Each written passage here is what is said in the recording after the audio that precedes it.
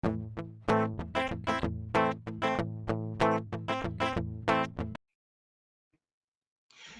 up, world? Back again. It is the Country Rap Report. Yours truly, Vic XL. I'd like to welcome everybody to the show. If you haven't already, make sure you subscribe to the channel. All right, now, if you subscribe to the channel, make sure you hit that like button if you like the content. Make sure you hit that notification bell. That way you will be notified every time we drop brand new content. And the last thing I need you to do is share, share, share, share. Sharing is caring, all right? Sharing is caring. Share this content. If you love this genre of country rap, share this content. If you know someone that can benefit from hearing this information, share this content. Sharing is caring. All right. Now, before we get into it, there's some things I need you to do also other than share, subscribe, hit the like button and notification bell. I make sure you are following the Country Rap Report on Instagram. Make sure you're following the Country Rap Report on Instagram. All right. Also, make sure you are following my amazing crew. My girl Cricket Mariah, my boy Chief, and my boy Spank. Shout out to them and make sure you're following them on all forms of social media. All right. Now, two more things and we're going to get to the show. First and foremost, make sure if you haven't already, check out the official mixtape of the Country Rap Report. It's called Whiskey Shots. It's done by myself and the incredible Paw Fresh. You can check it out on SoundCloud, Audio Mac, Mixcloud, as well as YouTube. Again, that's SoundCloud, Audio Mac, Mixcloud, and YouTube. Whiskey Shots. Last but not least, go to the Instagram page and check out the 2024 Country Rap Report Freshman of the Year. All right, check it out. All right, now let's get into it. Now, you know what you get when you check out the Country Rap Report. You're going to get the best in this genre of country rap because we are your number one source for country rap information. All right? Make sure you got us locked in. We need to be in your favorites. But what you get when you see this show is you're going to get some of the best in reactions, some of the best in reviews, some of the best in news, country rap, hot topics, but you're also going to get some of the best in talent, some exclusive interviews that you will not see anywhere else on this world. So ladies and gentlemen, boys and girls, today is no different than any other day. This episode is no different than any other episode of the Country Rap Report. When you get that uniqueness, you get that realness, you're going to get the real stories. And we have a very special guest, a friend that's near and dear to my heart, the incredible, the amazing, real American, OG, my guy, Ole Skeet. Welcome to the show, Skeet. What's going on, man? Man, I am so humbled and honored for you to be here. Yeah, the honor's all mine, man. I'm just glad to be here. I appreciate what you do in this genre and, you know, Country Rap Report and all the other things you do. It really pushes it out there. And, you know, this is where it's at. Much love and respect, brother. Thank you for being here. Thank you for being here. Man, let's start off at the very, very beginning, at the tippy top. Because when people see artists and they always want to know, how can I be there, or what I need to do to get there, or where did they come from? So let's start at the very, very beginning by you letting the people know where Ole Skeet is from. Well, I was raised up in West Tennessee, small town called Trenton. It's, you know, it's just a little town, but a lot of stuff going on around that town. I've lived in Jackson and Humboldt and a few other places around in West Tennessee when I was coming up, but a lot of talent in the area. Currently, you've got Mike Sons. That's Salute Mike Son. Like up around Dyer, Tennessee. He lives the same town my parents lived in before they passed. And of course, Paw, he's, you know, just a few miles away in a small town there. I don't know if he wants me to say the name of it or not, so I won't. But anyway, you know, there's a whole lot of blues and hip hop and R&B and country music. A lot of folks come out of there. It's just that's what you get when you have a rural area. You know, people traditionally spend a lot of time. It's not just in churches, but culturally, you know, making music. It's just great. Everywhere you go, somebody's playing something or singing something. Okay. You know, what was the household like? What was the family like? Were you your only child? Did you have brothers and sisters? No. I siblings, my brother and sister. I'm the oldest, so I had to pioneer things. Now, we didn't always live there. We lived in the city. I lived in the projects in Jackson, Tennessee, for a little while. That was a interesting experience for me and for our family and whatnot. But so I've lived in the urban areas, and I've lived in the more rural settings. You know, we hunted, fished, all that stuff. You know, and did a lot of different things like that. You know, that's what you do. You know, and so when I first got involved in hip hop, my countryside, I kind of wanted to hide it a little bit. You know, Why? because, well, I mean, back then it was all about the street. You know, and so I didn't really hide it, but I didn't put it out front either. And so, you know, you focus on that stuff. And plus I was young, you know, and, but anyway, nowadays it ain't like that. It's, you just do what you do, you know? And so I bring basically my life and culture that I was raised in, I bring it all to the music. And so my music's kind of a little bit here and a little bit there sometimes because of that. You know, I like the Delta region of the United States. And I'm not talking about just Mississippi. I'm talking about from Southern Illinois all the way to Louisiana. Most music in America came from here, or at least came through here. And whether it's jazz, blues, country, bluegrass, hip hop, you name it, almost all music came through here or came from here. And it's just, you know, music is from the soul, man. And people that are more in tune with that make more music. That's just the way it is. And culturally, we're very unique in America, I think. And so it's kind of cool. And so all that, I try to put as much of that in my music as I can. All right. It brings people together, you know.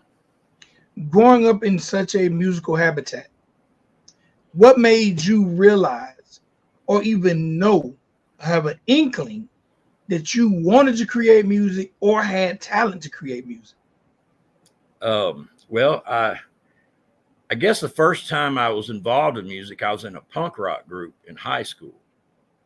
Yeah, we did all kinds of things, Devo type music and that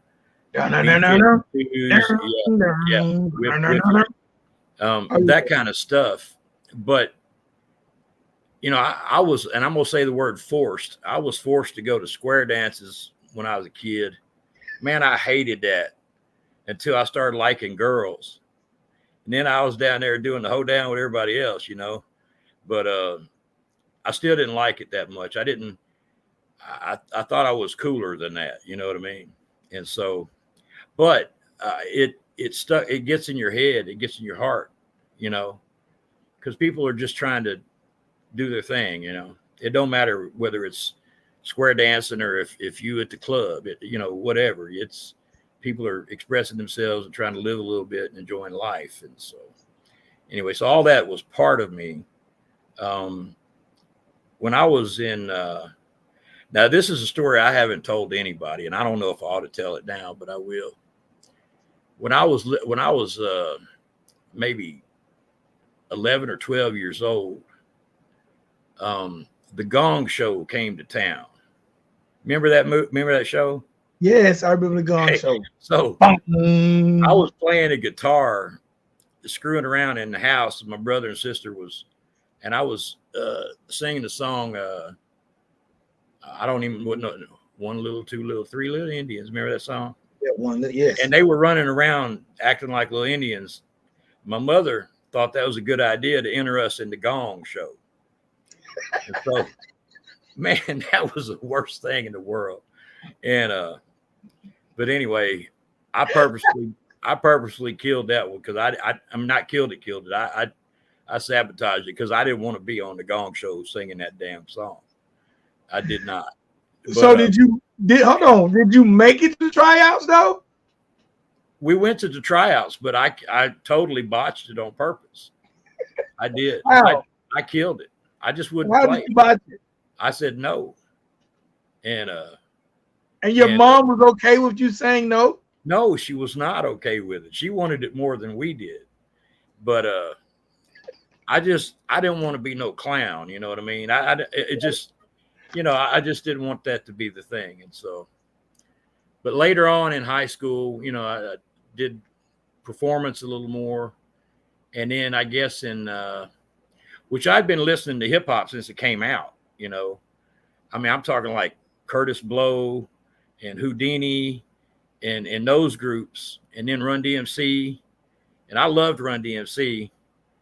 I was going around saying, yes, I'm proud to be black, y'all, a real brave, a motherfucker. I can never be a slave. And well, if you hadn't noticed, I'm Caucasian, and that did not. That's why I'm like, But anyway, I just loved it, man. I did. I liked not only what they were saying, but how they were saying it, and I could feel it. And so I didn't know anything about whether or not I was going to ever be a rapper or get involved in hip hop or any of that kind of stuff, but I knew I loved that music. And so, as it would happen, I eventually did get involved with that music, and I started writing my own stuff and all that kind of thing. And I don't know if you want to go into the next phase or not, but when you start writing your own music, I assume at that point in time you were doing hip hop, or were you already leaning towards country rap? I'm gonna have to go forward a little bit in time here. The first record, speaking of that, I brought something for show and tell. Okay. I don't know if you can see it good or not.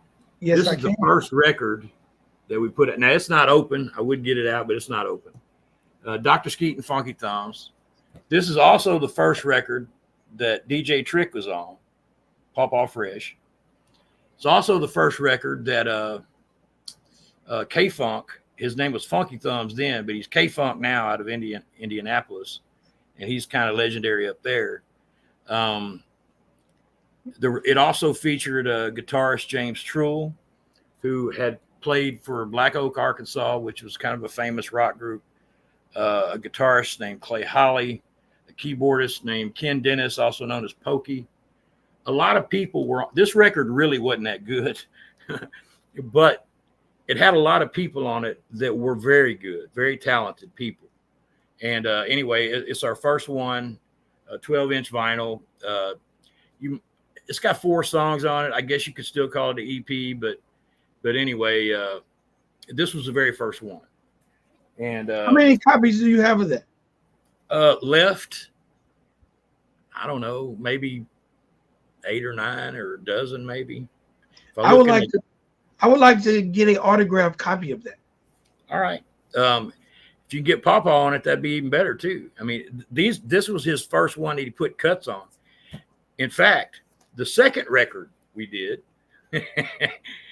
he's got a whole section on here where he revolutionized what it meant to be a DJ.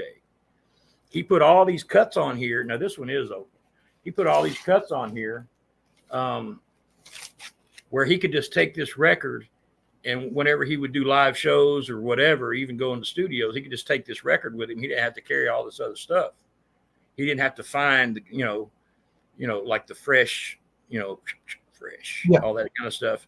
Whatever the cuts were he was going to use. And this one has quite a few people on it too. One of my good friends, Derek Armstrong, Pastor Armstrong in Augusta, Georgia, used to be Pimp Daddy DeReal. He's on this. And anyway, that one's actually a lot better than that first one. But you know how it goes. You get better as you go along. You learn new things, all that kind of stuff. But anyway, I skipped ahead in the story quite a bit to get to that part. That's but fine. But anyway, so that's where I'm at. Vinyl, like, so you definitely come up in the golden era of hip hop. Oh yeah. But still, being a lover of music, being down in the Delta, other than not going on the Gong Show?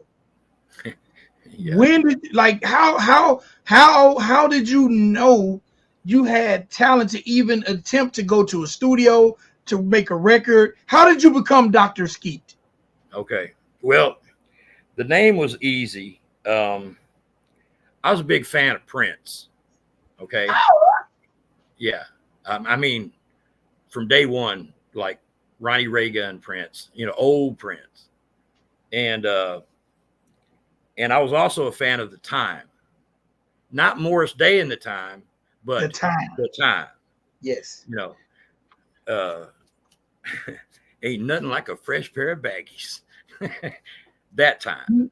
Yes. Easy. Anyway, so um I was also my daddy. He was a survivalist. He taught us how to do hunting and fishing and small unit tactics when I was 12 years old, and all these other things, survivalist stuff, and weaponry and firearms and all that stuff. And we also did a lot of turkey shoots and competitions. And when I was 16 years old, I was a traps champion. And my friends from town didn't know the difference between traps and skeet. And that's okay if you don't know that, but if you're in the thing, you do. But skeet sounded so much cooler than traps anyway. So they started calling me Skeet. And so anyway, I had done a couple of, I guess, tapes you do when you don't know how to do anything. You got like a box and you got another box and you're playing a song and then you rap over that song. And, I did a couple of tapes like that, and I showed it to a guy down the street, MMS, Bobby Doe now. He was with a group called Master Control Force with Radio Rashid and DJ Trick. Actually, he wasn't Trick at the time, but he was fixing to be. And a guy named Def D, and they were working for a group out of Jackson, Tennessee, Super Wolf. I'll get to that in a minute. But anyway, they heard me. I played baseball with Pete, which is MC Pete, Radio Rashid. We've known each other forever. And they invited me to join the group. And I did. And we started writing music together and songs together. And one thing led to another. And then we were on contract with Big Bad Wolf Records. James Wolf, he's a former Sugar Hill artist, Super Wolf. I think his song he did a couple, but one of them was Super Wolf Can Do It or something like. He was on Soul Train. I mean, this old stuff, man. And we did shows around the region, mostly in Jackson, Tennessee, but a lot of other places. First time I ever got in studio, there was this guy named Howard Ramsey. He was like one of the producers or whatever of the Barkays. You know who the Barkays are? Absolutely. Anyway, so we thought we were something, man. He had actually a computerized setup where you could sample and loop it and all this other stuff. And this was in the 80s. So his stuff was really high tech, man. We thought we done made it, we hadn't, but we thought we did. And so it was just a lot of cool things you learn. And, but anyway, you pay your dues. And you got to understand, back then it was unusual for a Caucasian to be involved in hip hop. And it wasn't even really called hip hop at the time, but it became hip hop soon enough. And so when you approach that stage in front of these crowds, very chocolate crowd, and when you approach these stages, you were met with some doubt and suspicion, whether you were DJing or whether you was on the mic. So you better show out when you get on that thing. And we did. We did the best we could, and I think we did fine. Once you got on the mic, once you started performing, everything was cool. But up until that point, all these shows, if the folks had never seen you before, it gets tricky, And so, and plus back then, a lot of fights happened and all kinds of things. And, so it was kind of a rowdy time, Okay. So it's fair to say music has always been a part of who Ole Skeet is. Yeah, absolutely. in one way or another. Okay. You know, I mean, even though in school I played football, that was my jam. But when I was in middle school, I was in the band, and I played the trumpet, and I wanted to play other things, but I couldn't, or they wouldn't let me, so I had to play the trumpet. I hated the trumpet, but whatever, you know. So you were pursuing a career as a hip hop artist. Yeah, early At, on, absolutely. at some point in time in your life, because I feel like this is a reintroduction of Ole Skeet that kind of started in 2022. Yeah, That is like a reintroduction, or maybe a changeover from Dr. Skeet to Ole Skeet. yeah. So in that time, from the transition of Dr. Skeet to the Ole Skeet we know now, what were you up to? Oh, I was still doing music Okay. part of that time, but actually I skipped a part. We didn't go through the whole thing, but it don't matter. I got fired from Big Bad Wolf because I asked too many questions, like when we gonna get paid, stuff like that. That you know, that'll generally get you fired as a rapper. but but anyway, we did get paid, but it wasn't much. Um, but anyhow, so anyway, we went through Doghouse Records. I showed you, and all the other things that we built, and that's a really cool story by itself. But skipping ahead, um, we had a few acts that we were already by this point. We were doing production company stuff. We were doing publishing. We had two recording studios, old school, nuts and bolts recording studios, analog and little digital stuff mixed in. I was producing this guy named OZ, which he was with a group called AK-47 at the time. OZ later went to Memphis and did some stuff, and mostly that nasty music that I don't do, but that's all right. He's young, you know how young people are. But anyway, I was getting burnt out because I was dealing with a lot of nonsense, drug dealers, and it became disheartening for me. We had a recording studio, and whenever a gospel group would come down there and they wrote me a check, the damn thing would bounce almost every time. A gospel group? Gospel groups, absolutely. And it didn't matter what flavor of gospel. We were talking about country gospel, R&B gospel. It didn't matter. When a gospel group came down there and wrote you a check, that sucker was fixing to bounce. And but when a drug dealer would come down there with axe, man, his check go through every time. That really bothered me. It bothered me a lot. And so that wasn't the only thing. There's a whole bunch of other things. So I was ready for a different environment. I thought, the Mississippi Gulf Coast is got all this, all these acts go through there because of casino gambling and all this other thing, all these other things. And Trick had already gotten a deal, and TC was about had a deal. Keith Floyd had a deal. A lot of our artists were dealing out, and back then that's what you did. You looked for the deal. And so TC is PC is called Perfect Combination. It was sort of a boy band type group, and they were very good. Keith Floyd later on went to Memphis. Mega Jones, I don't know if you ever heard that song before, but Mega Jones was kind of a deal. Yes. And he was a Doghouse artist. He's one of our people. Anyway, quite a few folks had gone different ways for different reasons, and it was time for a change. And so I went to Mississippi Gulf Coast with a guy named John Harrison, and we were going to reestablish something on the coast, and we did briefly. I connected with a man named Eddie Corley, who was an OG jazz musician, a jazz artist. He was Fats Domino's guy on the keys, or not on the keys, but on whatever he played. I don't even remember now. He's a string guy. But he owned a newspaper, and so we set up shop there. We worked with Wanda Millette, who she wrote the song "Looking for Love in All the Wrong Places." Remember that? She's from here. So we worked with a bunch of folks down here.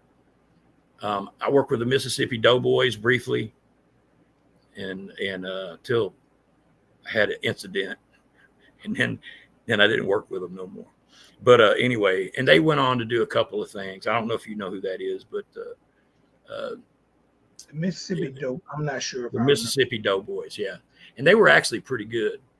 But anyway, so I did a little bit of music here for a while until I just finally got sick of the dark side of the business. It wasn't the music that I hated, it was the business that I hated. And so I was ready to do something else, and so I did. And I still did music because I went into graphic design and web design and all that kind of stuff. And that, multimedia stuff is still part of that. And so I still did jingles and other things where you got to create music. And of course, later on, I got involved in activism and politics. I got elected locally a couple of times. I was involved in party politics and all sorts of other things. And after that, I was involved in advising campaigns and advising politicians. And so I still was on the creative side of it. I would make sure they had their image stuff out there and all that kind of stuff. And so I didn't mix music with politics because music is from the soul. Right. Politics steals your soul.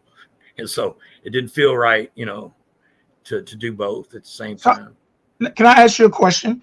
Because you said you kind of fell back from music because of it's a dirty game.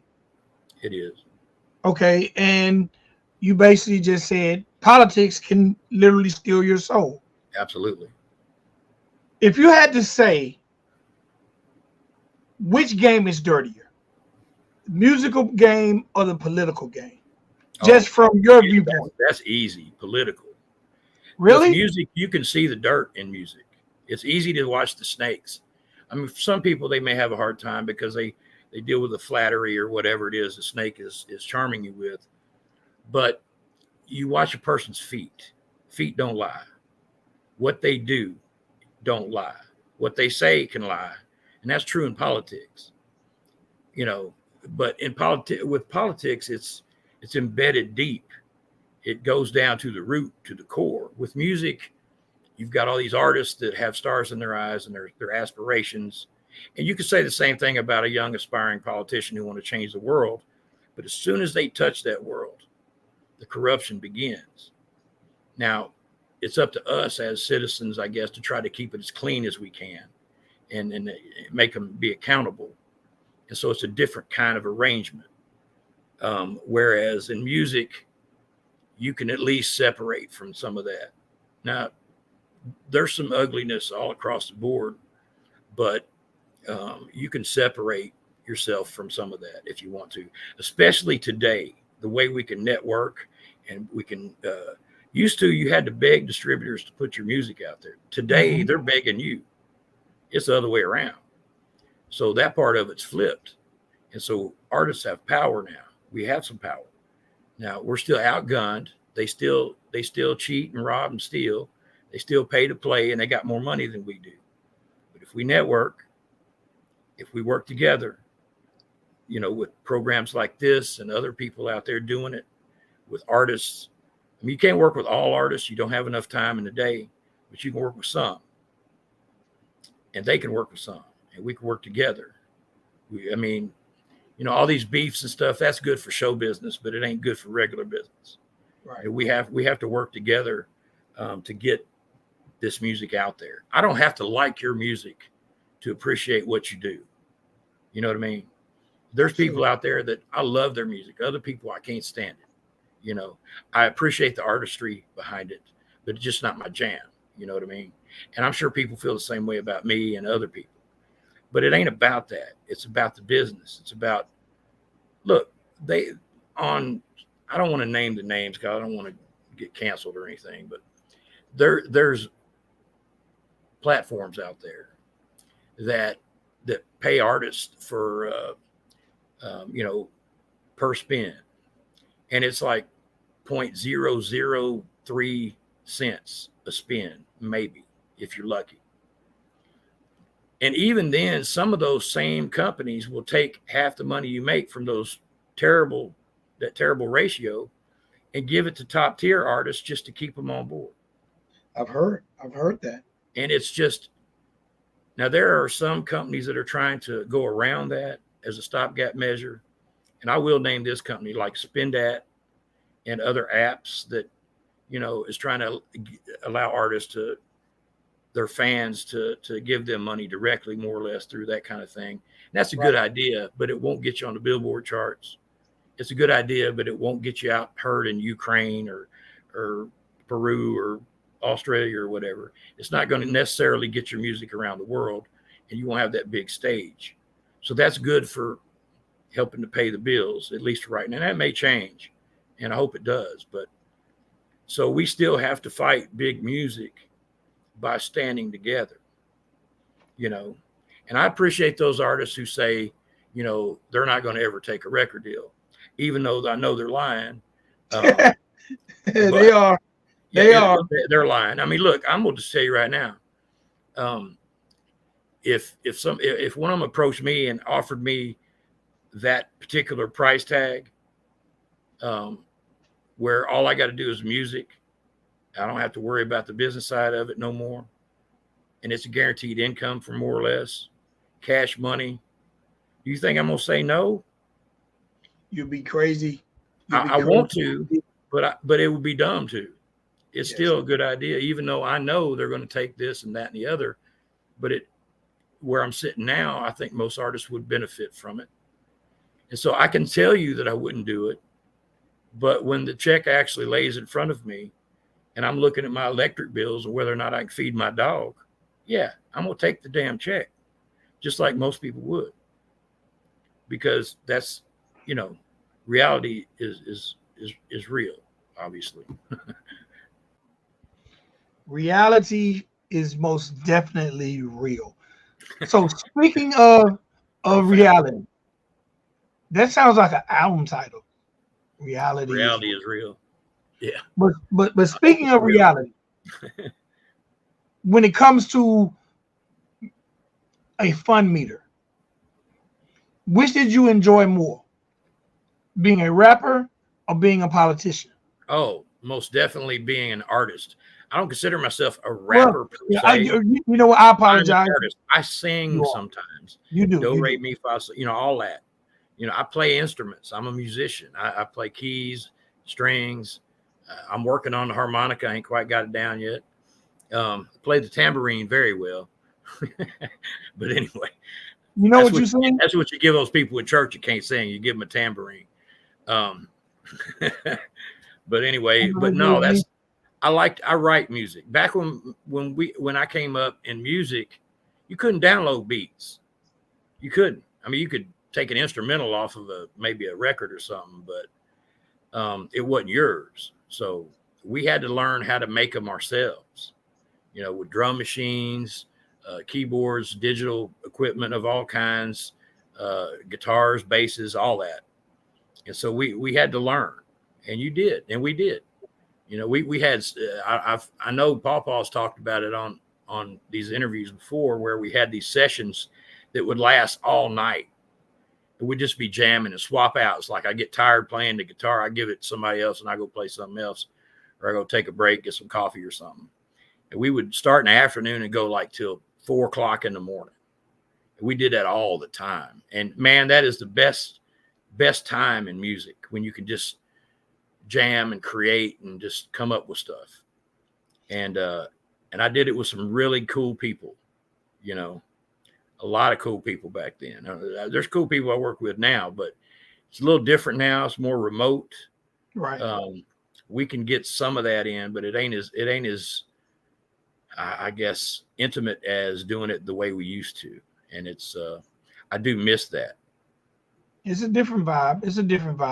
Yeah. When I get up to Memphis, I'm gonna hang out with Trick for a while, Pawpaw, and we're gonna do some of that. Hopefully. So my question is, so once you got into the political aspects of things, you say you never stopped doing music, but obviously music wasn't on the forefront. Right. I did music privately, but I didn't, Okay. put it out there. Yeah. So in 2023, Ole Skeet reemerges on the scene. Was it Why did you 2023? take in 2023 Yeah. was your first Yeah. officially. My comeback Yes. song with Paw Paw. What brought you back? Um, it was time. A lot of changes that had occurred in my life. I'd been ill. I retired medically from a lot of the things I did. I won't go into all the details of that, but my wife passed away, of course, and that was devastating. Matter of fact, the first thing I did after that was we'd been married 33 years, and she was part of me. We were part of each other. So you don't just bounce back from that. And so I decided that I was going to go to take a trip to every state in the continental United States. And we did. I took my brother and sister with me. We filmed most of it. I think there's a thing on YouTube where I still have a lot of those videos. You could find them on there. And it was a good experience to clear my head. I was writing songs the whole time I was out there. I was driving and enjoying the scenery and all the beautiful things of America and all the wonderful places, getting to meet a lot of people and, and writing music. And so I had already written a bunch of stuff and Pawpaw and I had already talked prior to that trip. So it was coming. But, actually the year before, I think it was the year before that, or maybe it's 2019 or so, Pawpaw came down to visit. He and another of the Doghouse folks, a good friend, Jeff Johnson, Jay Swass is what we called him. And we reminisced and we talked about the old times and kind of got my blood going, and I started putting things online from the old days. And so I guess I was really ready to get back in it anyway, as far as that end of it. And so when I went up to Memphis on one of our last trips, I swung by and me and Pawpaw laid it down. Another Doghouse person, Derek Armstrong, Pimp Daddy DeReal, he wrote the score for this song. And it was really good. And Pawpaw, of course, changed it up a little bit and brought in a guitarist. What's that guy's name? He's got the same name as the former governor of Texas, Rick. It don't matter. Sorry, Rick, my bad. But anyway, so he laid some guitar tracks on it, and Pawpaw mixed it and did his thing on it, and then we put it out, and it was great. And sort of started from there, restarted. Now I got rid of the Doctor in front of my name. Back in the 80s, Doctor was kind of cool. Dr. Eyes. Yeah. Yeah. Dr. Dre, Dr. Ice. I mean, Dre's more of a 90s guy, but you know what I mean. And, and then of course Prince had the guy, the Doctor. Dr. Fink. Yeah. And so Doctor was kind of a groovy thing to do back then. So Dr. Skeet was cool. But today, Doctor seems a little pretentious. You know what I mean? And so I thought, well, I'm going to do more cultural music, a lot of country in it, a lot of Delta blues. And so it's going to be different than what I did in the old days a little bit. And so I was messing around with, Ole Skeet. I thought about just Skeet and I thought, nah, it's too generic. A lot of people named Skeet. And so Ole Skeet sort of happened and it kind of worked. It worked for me. It does work though. It does. It's the name in itself almost instantly when you hear it, almost dictates the sound. It like does. Everything you have done, makes me think of an artist named Ole Skeet. Like it just goes hand in hand. So I think that was a very, very wise choice. But the thing I want to ask is not only did you reintroduce yourself, but as of 2023, you have released almost 30 records. Yeah. Well, like why? What's making you go so hard? It's you ever pull a rubber band back and Let It Go. Mm-hmm. That's what it was. I had all this music that needs to come out. And I want to get it out there before, I go see Jesus, I guess. I'm not planning on doing that anytime soon, but you never know. Right. But I want to get my music out there. And, the stuff you're seeing, there's way more stuff that I've written that you won't ever see, probably. Because, I call them rocks and diamonds. For every 3 or 4 rocks, you go get a diamond out of it. And so you only see the diamonds mostly. Now I've worked with a lot of other people. Some stuff, I've come out with some people, and some we hadn't got anything out yet. But there's a lot of awesome artists out there I want to work with. I just did one with an Australian rapper the other day, and I think it's going to come out sometime soon. I don't know. His name is Ghost X. At this point, all right, you've mentioned Trick or Pop Off Fresh. You just mentioned Ghost X. Who are some of the other artists at this point you've worked with? Oh, as Ole Skeet. As Ole Skeet, I got a list actually. You got it in front of you? Well, yeah, and it probably is not comprehensive, so I'm sure I'm gonna miss somebody. But I mentioned Paw Paw, and I mentioned Pimp Daddy DeReal, and Dunbar, of course.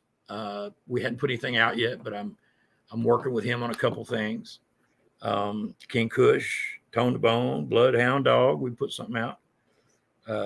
Yucky Banks, this EDM artist in Michigan named Vivid Darkness with VOD Productions. I do stuff with VOD. And there's other artists on VOD that I've worked with.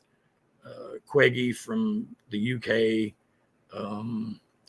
a bunch of others, Twisted. Anyway, a bunch of those artists, and I apologize for not saying Dustin and a bunch of others. Tina Smith, I've worked with her a little bit. We're eventually going to get something we can put out. Tina's very talented. She's awesome and a wonderful human being. Swamp Tree. Nobody in this business works harder than Swamp Tree. Man, that dude is working. I mean, he is working, son. J-Fax, of course. We did something and may have something else coming soon. Man, I got a TCB Domino on one of the joints that we need to get that one done too, by the way. And others that, I don't want to name all these because, we got projects that may or may not happen, and I don't want to do that. But there's a bunch. If you've heard of them, I've talked to them, or we've worked on some ideas, like Gene, for example. We've kicked around some ideas. We hadn't really done anything yet, but there may be something in the future. And so there's a lot of artists there.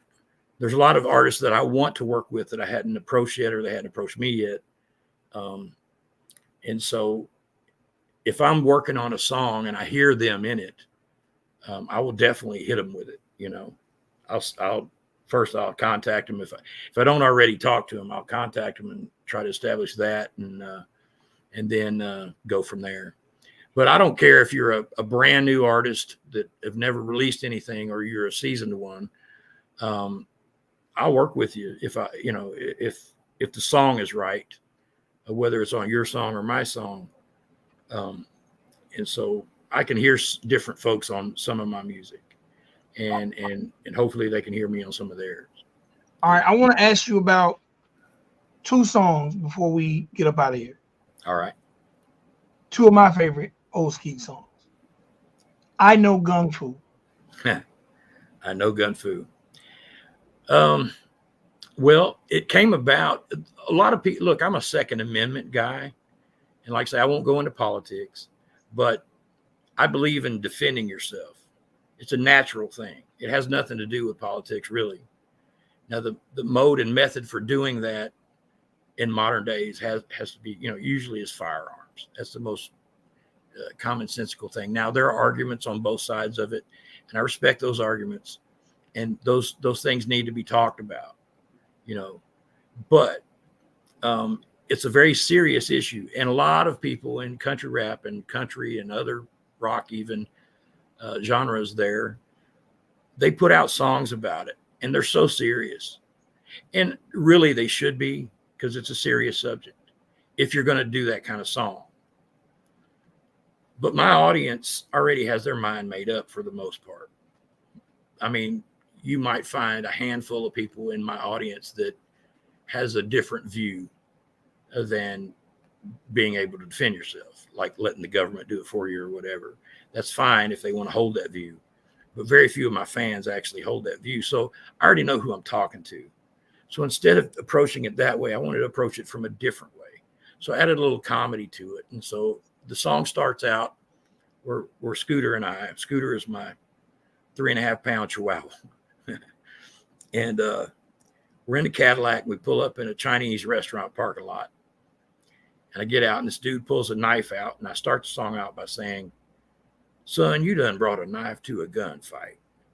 And it goes into it. And so it's funny, but it's serious at the same time, you know. And a lot of my music is like that. Not as serious, I guess, but it's got some either serious themes or sub themes in it that I may not. I don't try to treat it irreverently if it's, you know, that way, but I will lighten it up a little bit depending on who I think the audience is. Okay. And so that's that song, and it's a cheerleading song for people who agree with me, and it's a thought-provoking song for those who don't. All right. Baby Girl, which is my ultimate favorite song. Baby Girl's kind of I love the song. Okay. As soon as I started doing it, I'm like, I got to put this out.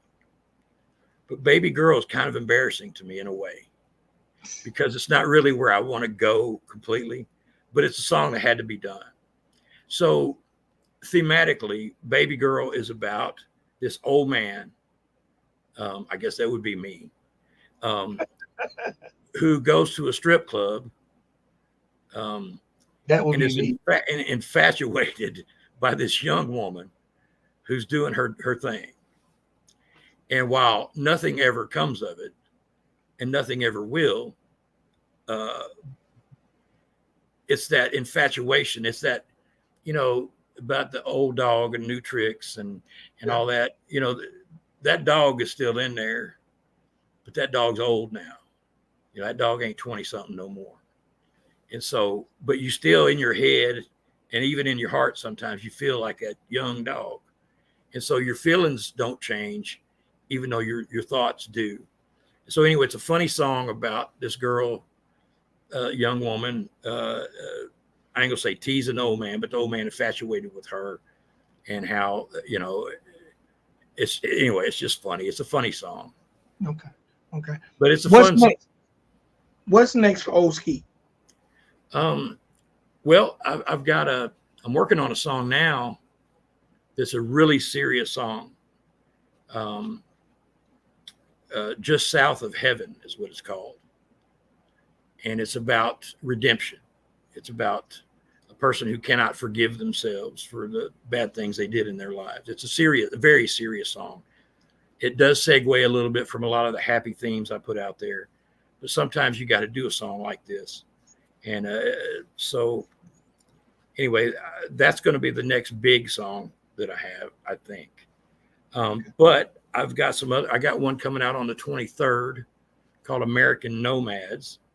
And it sort of explores the I guess the culture of these RV people that travel around the country, you know, the van life folks. And I've discovered that a lot of those van life folks are Ole Skeet fans. So I thought, well, if they're going to be my fans, I'll be their fan too. Because I mean, I did the trip around the country, and I sort of have some experience with that life a little bit. Even though I stayed in motels, I didn't stay in the, you know, I didn't stay in the RV. But I am an old Boy Scout, so I remember how it is. But anyway, these are some really cool people. A lot of them are retired. A lot of them are retired military. Just some really good folks that's just trying to live their life and live their best life. You know, most of them are, like I said, are retired. And so they've done the grind, whatever that is in their life. Some of them were teachers. Some of them were factory workers and sundry other jobs that people do. But they have decided to be nomads and that's what they do. They travel. You know, if it's hot, they go to a cool place. If it's cool, they go to a hot place. You know, they just travel around and do their thing. And a lot of them film it and put it on YouTube. Right. And a lot of them like Ole Skeet music. And now they got a song about him. So That's maybe they dope. like him even more. That's dope. Well, so anyway, yeah. Before we conclude, because I don't want to forget, you're gonna have to let the people know where to find everything about Ole Skeet. Because this world is social media and they're gonna be looking for you. Yeah. Where can they find you? Well, I wish I knew what the Linktree link was. I could give you that and you could go to all those places. But for my videos, YouTube is the best place to go. And I think it's Ole Skeet, OLESKEET 420. 420 is the time of day that you would eat supper, I think. I don't know what it means. It might mean something like that anyway. Anyway, Ole Skeet 420. You can go to YouTube and find me there. Or just type in Ole Skeet or # Ole Skeet, one word, and it'll find all the videos and whatnot on YouTube. Spotify, I'm on there, same jam. If you want to be more intimate and catch up with news and all that stuff, Instagram and Facebook. You can do my personal one on Facebook or my artist page on Facebook.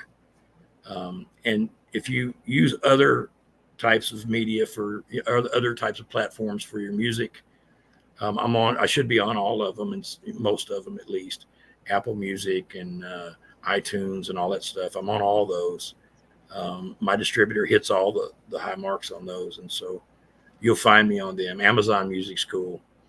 Buy my stuff. I got merch too. So, you can buy the Ole Skeet shirts. I even have Ole Skeet coffee, man. I'm gonna warn you, it's very expensive though. I don't even buy it, but coffee mugs are dope. But and I think you could get that to a couple different places. I don't even remember all the places you can get them, but there's a couple places out there where you can get merch. If you go to the Facebook page, it's got all those links on there, and so you can hit me up there. And if you want to network as an artist, don't be shy. I ain't nobody. I'm just a dude that likes to do music. Send me an email. We'll talk about it. Or whatever. So, that's who I am. I like to work with people, especially younger people that have aspirations. I don't claim to know everything about this. I know what I know, and I'll share what I know. But if I don't know it, we'll learn it together. That's very, very admirable. Because in this generational gap, a lot of people don't want to work with older artists or younger artists. Yeah. And the fact that you're saying, hey, I love to work with younger artists, that is very admirable. Yeah. Teach to you. Teach What's to that? I just say you got to teach the youth. That's right. Now, what's the rhyme before we go? Tell me the rhyme again. I'm black and I never. What is it? Talking about Run DMC? What was the rhyme you said? I can never be a slave. Yeah, you hadn't heard that song from Run DMC? No. Dude, you got to go find it. I'll find a link. I'll send it to you. What's the line? Tell me the line. I'll say it instead of rapping it. Yes, I'm proud to be black, y'all. Real brave. A motherfucker, I could never be a slave. It's like that. It's probably okay. It's probably proud to be black. It's probably proud to be black. I think. Yeah. Anyway, it's a very dope song. Anyway, I used to sing that all the time. But like I say, I love the old school stuff. Run DMC was one of my favorite because I like the way they tag teamed. Yeah. A lot of times, and so a lot of groups later on emulated them, the Beastie Boys and I don't know, there's a bunch of them that did it. Cypress Hill, Wu-Tang Clan, a bunch of folks did. I mean, they did it their own way, but Run DMC will forever be the kings. Yes, they are the king of rock. There is none higher. Sucker MC should call them something. Anyway, See, this has been very informative. Yeah, I appreciate it, man. Very enlightening and very fun. Yeah. And you are my brother. until they Yes. put me in an urn. Likewise. Same here, man. Sir, got to bow to you. Thank you, brother. Until the next release and the next conversation, man. Yes, sir. All right. Vic. Ladies and gentlemen, boys and girls, that was my guy, Ole Skeet. Now, me and Ole Skeet have some of the dopest intimate conversations. Not intimate like intimate, but like brothers. And I wish I could share them with you, but I hope y'all are very, very enlightened by the knowledge he has. Also, I hope that you are very, very encouraged. My guy has released almost 30 joints in less than 2 years. Almost 30 joints in less than 2 years. You talking about dedication. You talking about hard work. Now, he said Swamp Tree is the hardest working guy he know. But from what I see, Ole Skeet is the hardest working guy I know. But get to know Ole Skeet. Check out his music. Check out his videos. All my artists, Network Ole Skeet, get some collabs. My guy's an incredible man, incredible human, incredible artist. All right? Follow Ole Skeet everywhere. All right, it's your boy Big XL. And remember, the only person that's never made a mistake is the person that's never done anything. So be a doer. Make your mistakes. Because there are no losses, only lessons. All right, it's your boy Big XL. This is the Country Rap Report. To the next episode. Peace.